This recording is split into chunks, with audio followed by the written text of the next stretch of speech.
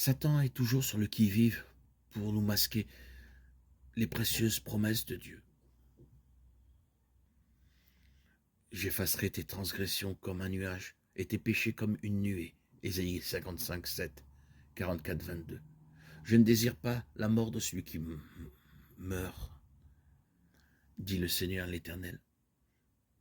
Convertissez-vous donc et vivez. Ézéchiel 18, 32. Satan désire nous ravir toute lueur d'espérance et tout rayon de lumière. Mais il ne faut pas se prêter à son jeu. N'écoutez pas le tentateur. Dites, Jésus est mort pour m'assurer la vie. Il m'aime et ne désire pas que je périsse.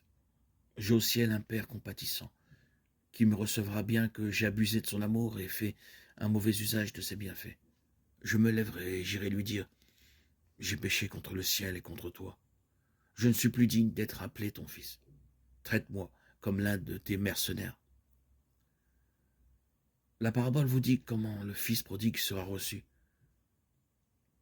Comme il était encore loin, son père le vit et fut ému de compassion. Il courut se jeter à son cou et le baisa. Luc 15, 18, 20. Mais cette parole elle-même, si touchante soit-elle, n'est pas l'expression adéquate de l'infinie compassion du Père céleste. Dieu fait cette déclaration par son prophète. Je t'aime d'un amour éternel. Jérémie 31, 3. Alors même que le fils s'est éloigné de la maison paternelle, gaspillant ses biens dans un pays étranger, le cœur du Père soupire après lui. Et chaque désir qui s'éveille dans l'âme du malheureux et le pousse vers Dieu n'est que le tendre plaidoyer de l'Esprit Saint qui le sollicite, le supplie, l'attire vers son Père. Les riches promesses de la Bible sous les yeux, pouvez-vous encore douter?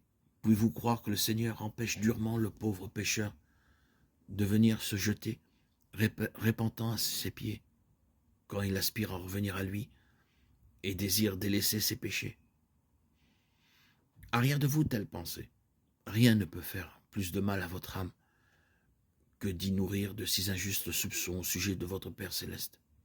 Il hait le péché, mais il aime le pécheur au point qu'il s'est sacrifié lui-même pour lui, dans la personne de Jésus-Christ. Il l'a fait afin que tous ceux qui le veulent puissent être sauvés et entrer en possession de la félicité éternelle dans le royaume de gloire. Quel langage plus fort et plus tendre aurait-il pu employer pour exprimer son amour envers nous? Voici ses paroles. Une femme oublie-t-elle l'enfant qu'elle allait? N'a-t-elle pas pitié du fruit de ses entrailles? Quand elle l'oublierait, moi, je ne t'oublierai point. Ésaïe 49, 15. Élevez vos regards, vous qui doutez, qui tremblez, car Jésus vit et intercède pour vous.